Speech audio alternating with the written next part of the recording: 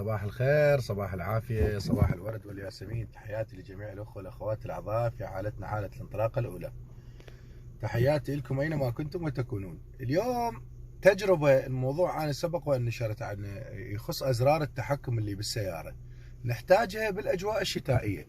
شوف الجامة الخلفية اللي عندي صاير عليها ندى مال مي أو ثلوج أم نفس الحالة، يعني إذا من الخارج، من الداخل أو من الخارج،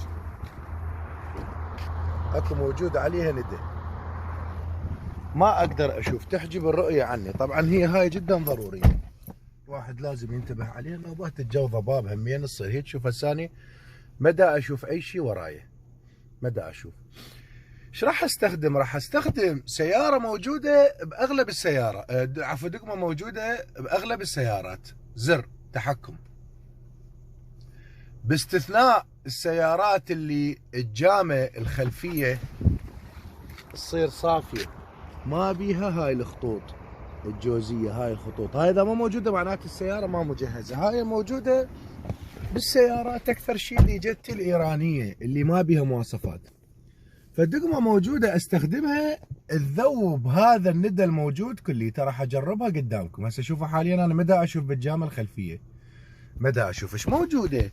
موجودة هذا الزر، هذا الزر ريار مكتوب عليه، او النوبات ما يجي ريار. هاي العلامة علامة مستطيل وثلاث اسهم بيها، هاي ماكو غيرها، ماكو غيرها ابد.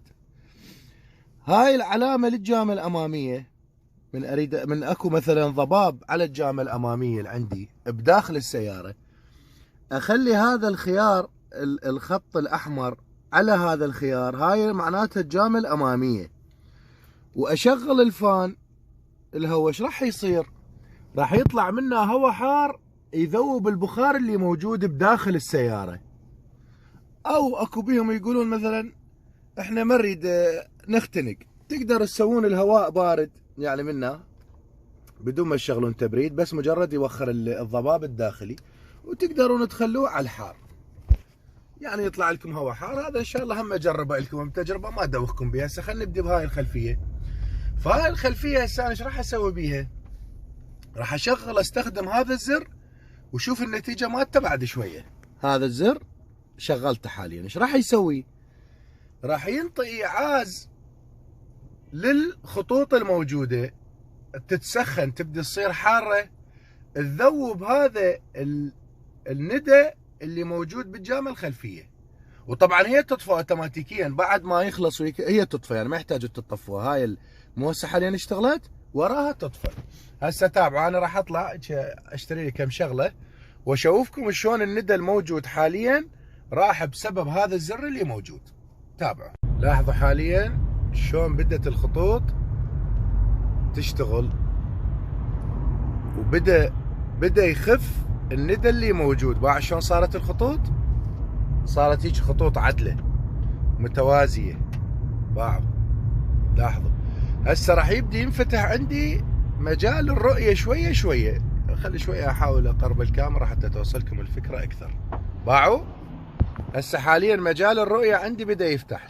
شلون قبل كان ندى عليها موجود على كل الجامه، من شغلتها باع الخطوط شلون صارت؟ بدات تصير بيها حراره، وبدات ينفتح عندي مجال الرؤيه بالمرايه الاماميه. هسه حاليا انا دا اشوف، يعني من هاي الزاويه افضل. هسه حاليا انا بديت اشوف الندى بدا يروح، اللي من الخارج بدا يروح، والدقمه حاليا بعدها مشتغله، الا يروح الندى كليته يلا تطفى. هسه حاليا بدا ينفتح عندي مجال الرؤيه. كل ما يعني كل هسه شويه وانا امشي بدون ما احس تبدا تنفتح عندي مجال الرؤيه اكثر واكثر، يروح الندى الموجود. وحتى لو كانت اكو ثلوج على الجامه لا ترشون عليها مي حار على مود توخروها، لان الجامه تنفطر، بروده وحراره تنفطر. فشوفوا هسه حاليا اني بدا ينفتح عندي مجال الرؤيه، وبدت الدقمه تشتغل، الزر اللي موجود اللي شغلته يشتغل بصوره صحيحه، وبديت اشوف السيارات الخلفي بدا ينفتح عندي شويه شويه مجال الرؤيه. ولاحظوا الوضعيه قبل شويه وبعد شويه شلون صارت.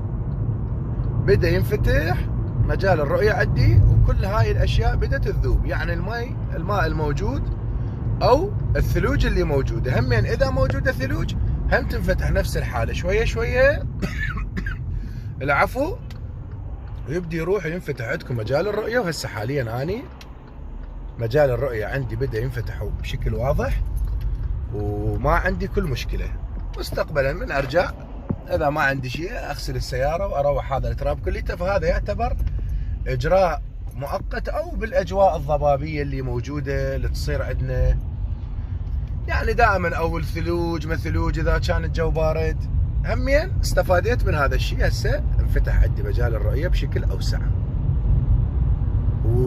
والزر اوتوماتيكيا راح ينطفي، لان ما يبقى يشتغل يسخن الجامة بدرجة عالية، لا يسخنها على قد ما يذوب الندى او الثلوج اللي موجودة، واوتوماتيكيا ينطفي. يعني انا من وانا امشي حتى لو انساه ماكو اشكال، هو ينطفي. وحاليا انطفى، حاليا انطفى هذا الزر، ومجال الرؤية عندي انفتح. تحياتي. هاي معلومات رغم بساطتها بس مو كل واحد يعرفها كمبتدئ او غيره، فاكو بيهم والله دا اشوفه يعني ينزعج انه هاي الشيء راد لها. ما يخالف الشيء راد لها يا اخوي، انت تعرف انت او انتي، غيركم ما يعرف، خلي غيركم يستفاد منها. يا ريت اللي عنده معلومه يفيد بها العالم ينشرها بدون ما يجرح، وبدون ما يعني يحكي له حكي زايد على قولتنا. تقبلوا تحياتي، اخوكم محمد المحياوي الطائي، مع السلامه.